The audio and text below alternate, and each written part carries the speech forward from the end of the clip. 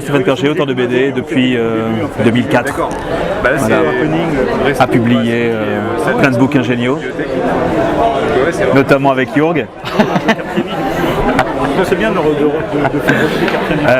voilà donc mon dernier bouquin, Brûler Moscou, chez le Lombard. Ah non, c'est clairement pas une incitation à la, à la révolte, mais moi, je suis assez fanatique. non, là on dépeint un instant T d'une situation, on va dire, Et la ville ressemble tellement à une ville américaine. conflictuelle, voilà, enfin de nation, mais voilà, et au milieu de tout ça, des histoires de personnages perdus, qui essayent d'avancer, qui essayent de passer au travers de tout ça. Enfin, voilà. Comment s'est trouvé avec Kid? Et le gag, en faisant On des s'est recherches, rencontrés à un festival, c'était à Lille, et voilà, on se connaissait pas du tout, et puis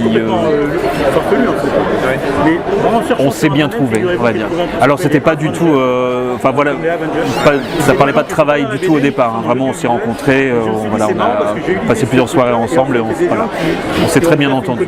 Et plus tard est venu le fait de travailler ensemble, mais c'est vraiment pas, c'est pas ce qui a poussé les choses au départ. Voilà. Aucune. Kid. La prochaine fois, fournis-moi un peu plus de documentation. Non, mais en même temps, il en avait pas et moi j'en ai pas trouvé non plus. Enfin, c'était vraiment très succinct. La documentation de cette époque-là, de cette région-là, elle est juste inexistante. Voilà. Bah, en même temps, quand tu parles d'une ville qui a flambé complètement, qui a été détruite, tu dis bon, voilà, il ne peut pas en rester grand-chose. Donc j'ai trouvé quelques gravures. J'ai joué un peu avec des peintures que je trouvais, des choses comme ça. Et j'ai construit une sorte d'univers graphique à partir de ce que j'avais. C'était pas, c'était bien parce que du coup ça laissait parler un peu l'imaginaire. J'avais pas à me forcer à suivre des choses très précises. Après j'ai pioché dans de la documentation postérieure à 1812 parce que voilà, il y avait plus de choses.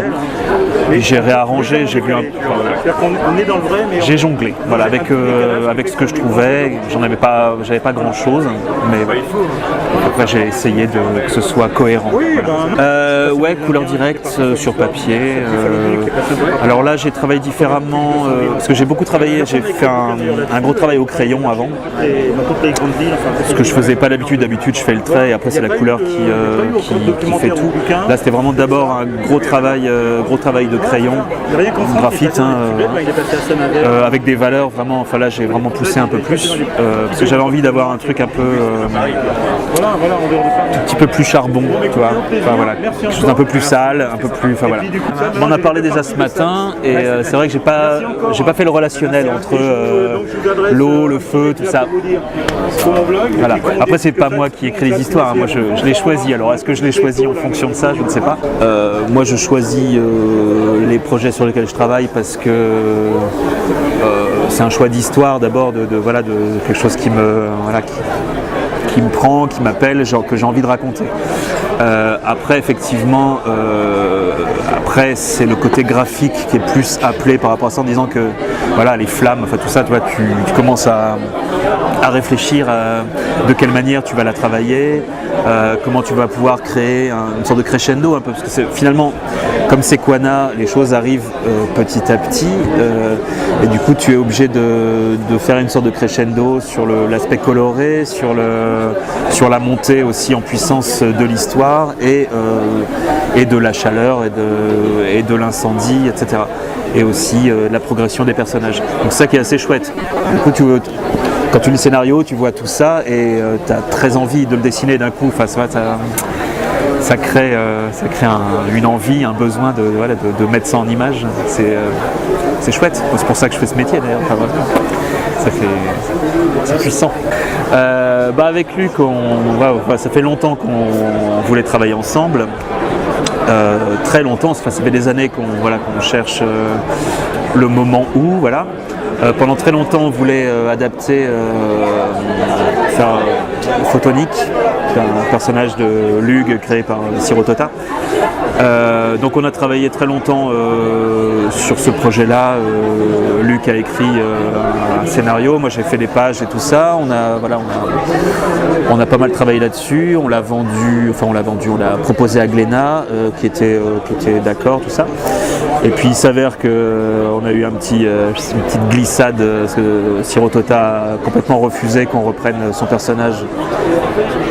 On va comprendre, mais donc du coup on s'est retrouvé avec notre histoire et une envie, et du côté de chez Glénat aussi avec Olivier Jalabert, et du coup on s'est dit en fait on va le faire quand même. Donc on a vu ça avec Siro Tota, de faire notre histoire sans qu'il y ait la franchise photonique, et de basculer ça sur autre chose. Donc à la base c'était vraiment quand même une autre histoire, c'était même pas un reboot, c'était vraiment une interprétation de personnage. Donc là du coup on vire le personnage et on garde notre histoire à nous. Donc ça va s'appeler Luminary, et le personnage a plus ou moins les mêmes capacités que Photonique, mais on a transformé un peu tout ça. Donc ça se passe à New York dans les années 70. Il y a un gros aspect social sur la vie de la population noire à l'époque aussi, avec les Black Panthers. Il y a tout un gros contexte historique. Donc il y a un peu ce travail de blanc-noir comme ça, de traits lumineux et de traits sombres aussi, et une sorte de yin et yang un peu comme ça. Voilà. Et ça va être vraiment super. Donc là je suis en train de travailler là-dessus. Je fais ça cette année, donc sortie l'année prochaine, 2019, chez Glénat Comics. Je suis en train de faire le storyboard, 2018, j'ai un an à peu près, 11 mois pour faire ça. Voilà. J'ai un bouquin, d'ailleurs, je sais pas où il est. Je crois que je l'ai laissé au truc de dédicace. Je reviens. Pause. Donc du coup, sorti en septembre, Les Jours Incandescents, chez Kenneth Éditions. Donc c'est un roman graphique. Donc j'ai travaillé avec Joseph Danvers qui est un chanteur. Donc c'est un recueil de nouvelles, donc 10 histoires, 10 nouvelles, 10 chansons de Joseph Danvers adaptées en nouvelles, que moi j'ai réadapté en bande dessinée, illustration. Donc c'est à chaque fois des histoires différentes traitées différemment graphiquement. Je sais pas si tu vois. Donc à chaque fois j'ai fait des tentatives diverses et variées.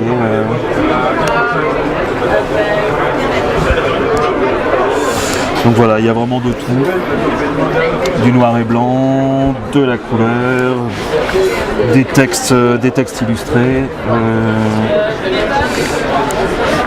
et à chaque fois des univers vraiment graphiquement différents et avec des histoires aussi qui touchent un peu à tous les genres.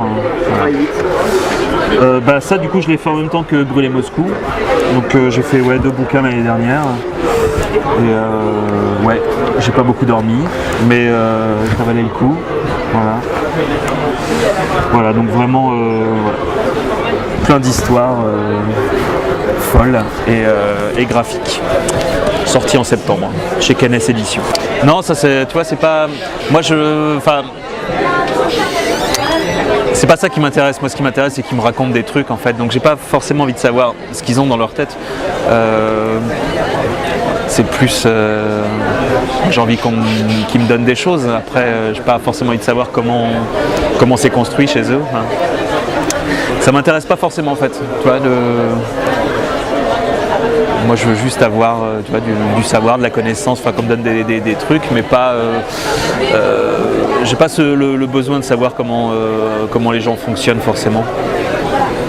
Je préfère apprécier les choses, tu vois, comme elles viennent, et pas chercher forcément à tout déconstruire, et voilà.